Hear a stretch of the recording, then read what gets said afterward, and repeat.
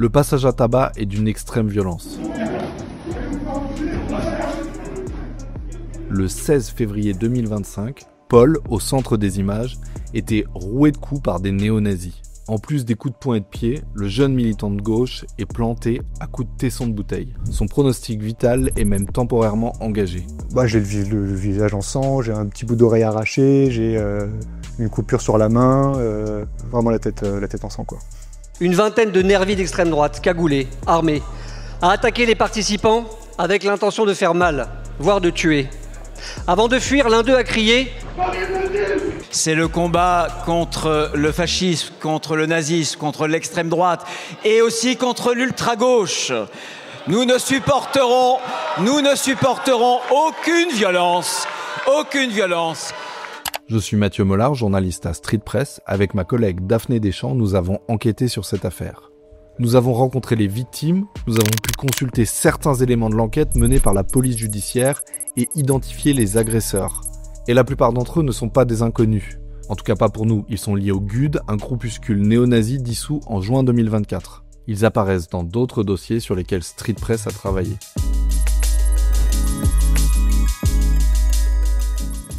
Avant de continuer cette vidéo, je voudrais vous rappeler que Street Press est un média indépendant et nos enquêtes et nos vidéos sont accessibles gratuitement. Tout ça n'est possible que grâce aux dons des lecteurs. Donc si vous voulez que nous continuions à enquêter sur l'extrême droite, soutenez-nous.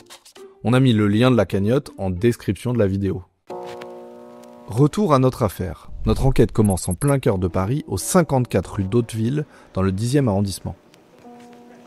Le 16 février, Young Struggle, une organisation antifasciste de défense des Kurdes et des minorités turques, organise une projection. Au programme Z, un film de Costa Gavras qui raconte les prémices de la dictature des colonels.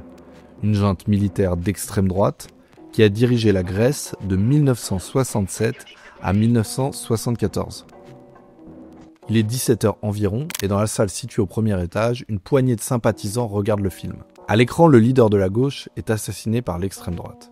À peine quelques minutes après, les militants de Young Struggle entendent du bruit venant de la rue. Miloš, le porte-parole, descend voir ce qui se passe. J'ai ouvert la porte ici et j'ai vu qu'il y avait une vingtaine de personnes cagoulées et masquées et avec des vêtements sportifs. Donc j'ai essayé de refermer la porte rapide, mais elle est un peu lourde, donc même si on pousse, ça prend du temps. Donc moi je suis retourné pour fermer l'association.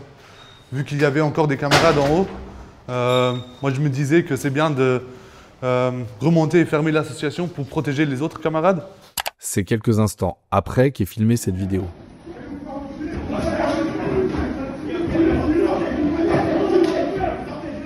Sur ces images prises par une voisine qui habite au-dessus de la cour, on voit une partie de l'attaque. L'homme à terre, qui avec Miloš a tenté d'empêcher l'intrusion, c'est Paul, un autre membre de Young Struggle, également militant à la CGT. Il a accepté de nous raconter l'agression sans montrer son visage. Au bout d'un petit moment, il y a une lutte quand même au niveau de la porte qui s'engage, et au bout d'un moment, je vois qu'il y a un pied dans la porte, donc je comprends qu'elle ne se fermera pas. Donc je recule, je fais un pas de retrait pour essayer de me défendre, et immédiatement, il rentre. Moi, je vois un cache, je prends un coup de casse, je pense, et après, je me retrouve au sol, et ça va très vite à ce moment-là. C'est assez flou. On voit les vidéos, il y a les images que je vois après, mais sur le moment, moi, je vois pas trop la scène se passer, quoi. Je me fais piétiner pendant une trentaine de secondes à peu près. A priori, il y a eu des coups de bouteille ou de tesson de bouteille ou de couteau. Moi, j'ai pas vu de lame, j'ai pas vu de bouteille, ça allait trop vite. Et ils repartent assez rapidement après l'attaque, au bout de moins d'une minute, ils repartent vers la porte, ils sortent.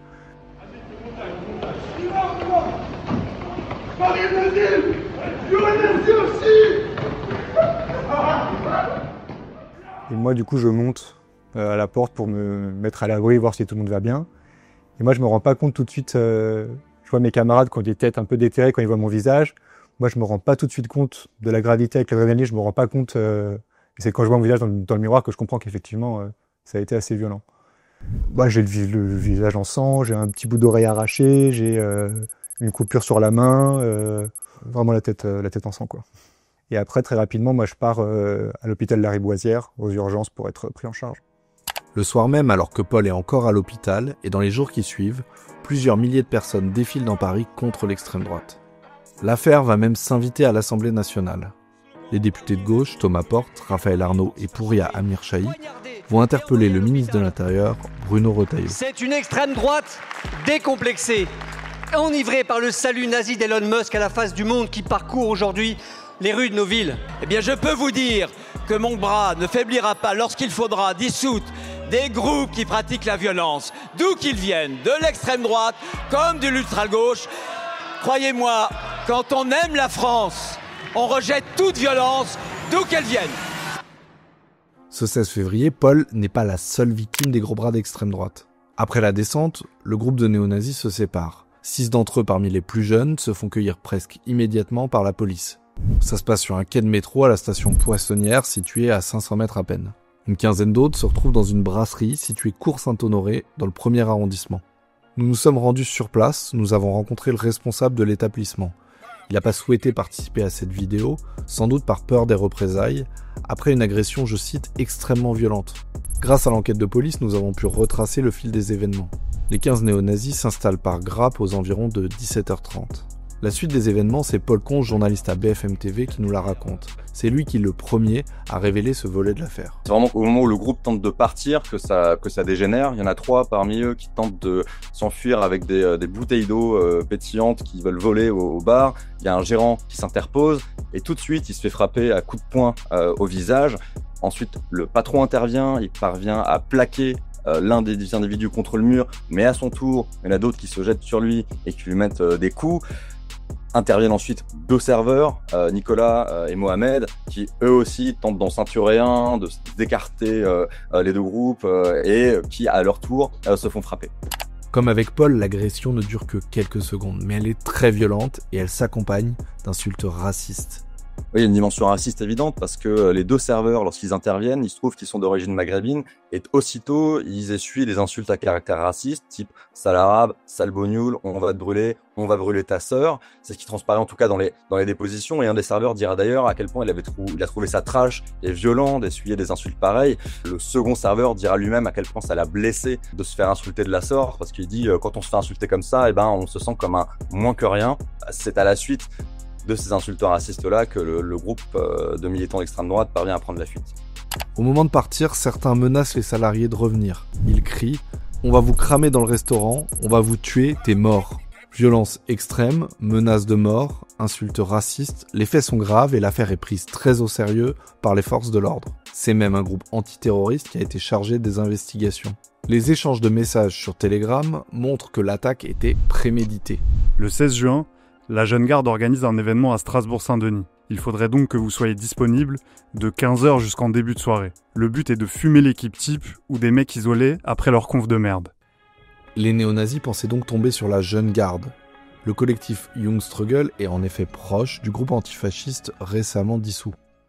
Les policiers ont identifié les 27 personnes qui ont participé aux agressions. 15 d'entre eux ont été placés en garde à vue et perquisitionnés. Ils ont pour la plupart des CV musclés. Le noyau dur revendique son appartenance au Hussard Paris, c'est le nouveau nom du GUD, Groupe Union Défense, une organisation dissoute en juin 2024 par le gouvernement. Si vous voulez en savoir plus sur ceux qu'on surnomme les rats noirs, je vous conseille notre fact, toujours disponible sur notre chaîne YouTube. Selon la police, le GUD est aujourd'hui dirigé par Gabriel Lousteau, c'est le fils d'un proche de Marine Le Pen, il n'est pas présent ce 16 février. D'après les forces de l'ordre, ce commando est dirigé par 3 autres hommes. Ma collègue Daphné Deschamps s'est rendue au tribunal judiciaire de Paris le 12 juin dernier. C'était pour assister à une audience qui devait déterminer de leur placement derrière les barreaux. Le chef de cette bande qui était présent le 12 juin, c'est quelqu'un qui s'appelle Charles Février, qui est un cadre du GUD puis des Hussards depuis au moins 2023. Il a déjà été condamné pour port d'armes blanches. Il a été interpellé pour avoir tagué sur une vitrine « Je suis néo-nazi, bande de sales juifs ». Le deuxième au tribunal, c'est un hussard qui s'appelle Alexandre. Il apparaît sur les images de l'agression de Paul, puis de l'agression des serveurs du bar. Il ne porte pas de coups à chaque fois, mais il est toujours présent. Lors de la perquisition chez lui, on a trouvé des armes, donc des gazeuses, des matraques télescopiques et plusieurs centaines de tracts et de stickers des hussards. Le troisième au tribunal, du coup, le troisième hussard qui s'appelle Evan, il était très stressé, très anxieux au tribunal. Il a demandé le huis clos quand il a vu que j'étais là pour empêcher que j'assiste à l'audience. ce qui n'a pas été accordé. Il a demandé ça pour pouvoir protéger son avenir professionnel, en expliquant aussi qu'il regrettait beaucoup ses actes. Comme les autres, il est allé au bar par la suite, mais il a quitté le bar avant l'agression des serveurs, selon ses propres dires, pour se rendre à l'église, à la messe, et pour réfléchir à ses actes qui ne correspondaient pas à sa foi. Sous les ordres des 3 leaders supposés, des militants très jeunes, autour de la vingtaine, et pourtant déjà très aguerris. On trouve par exemple au moins 2 anciens membres de la division Martel, un groupuscule néo-nazi très violent, dissous en décembre 2023.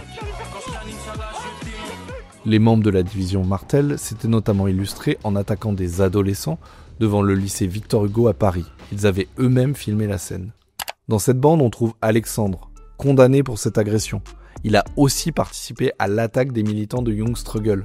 Selon nos informations, 2 autres membres du commando qui a agressé Paul ont aussi participé fin 2023 à la descente raciste de Romans-sur-Isère. 2 exemples parmi d'autres, car la quasi-totalité de ces gros bras violents ont un CV chargé. 2 au moins ont participé au projet d'attaque raciste le soir du match de foot France-Maroc en décembre 2022. Plusieurs autres avaient été interpellés en février 2024 après un hommage à l'écrivain collaborationniste Robert Brasillac. D'autres au moment des Gilets jaunes ou pour des dégradations et des ports d'armes. Bref, du beau monde. Les plus âgés, on l'a dit, sont membres des Hussards Paris. Les autres, déjà membres de groupuscules satellites, comme la division Martel ou Octorum, et souhaitaient intégrer les Hussards. L'agression faisait, semble-t-il, office de test pour ces jeunes prospects. On trouve aussi dans ce dossier un membre de Lyon Populaire, groupuscule néo-nazi dissous récemment. Daphné a croisé certains d'entre eux il y a quelques semaines à peine au C9M. Le C9M, c'est une manifestation organisée à Paris chaque année pour rendre hommage au militant d'extrême droite Sébastien Desieux, mort en 1994 alors qu'il tentait d'échapper à la police. C'est depuis cette date l'un des plus grands rassemblements de néofascistes en France. Le C9M revendique un propos politique, un propos nationaliste révolutionnaire, pas ouvertement néofasciste, même si dans le fond, c'est toujours le cas. Et c'est un défilé qui est éminemment politique. Et les gens qui commettent l'agression de Young Struggle ont aussi un motif politique. La ligne idéologique des Hussards et du C9M de manière générale, c'est ce qu'on décrit comme nationaliste révolutionnaire. C'est un courant idéologique qui se revendique d'une forme de néofascisme. Au fond de cette ligne idéologique, on retrouve systématiquement le suprémacisme blanc, la haine de l'autre et la volonté d'une société fasciste. C'est la fin de cette enquête en vidéo, merci de l'avoir regardé jusqu'au bout. Pour tout vous dire, j'avais déjà enregistré une conclusion, mais le parquet de Paris, qui coordonne l'enquête de police, vient de nous donner des nouvelles infos. Paul et les employés du bar ont porté plainte. 15 des 27 militants néo-nazis impliqués dans cette affaire ont été mis en examen, et 2 d'entre eux sont en détention provisoire, donc en prison. Il s'agit de Lenny, qui a porté de multiples coups aux militants CGT, et Julien, qui l'a également frappé, mais qui a aussi agressé l'un des serveurs. L'enquête de police n'est pas terminée. Il peut donc encore y avoir des arrestations avant un procès qui se tiendra au plus tôt dans quelques mois. Nous, on va continuer à suivre cette affaire. Rappelez-vous, Street Press est un média indépendant qui vit d'abord grâce à votre soutien. Donc si vous le pouvez, faites-nous un don. Et à bientôt pour d'autres vidéos sur notre chaîne YouTube.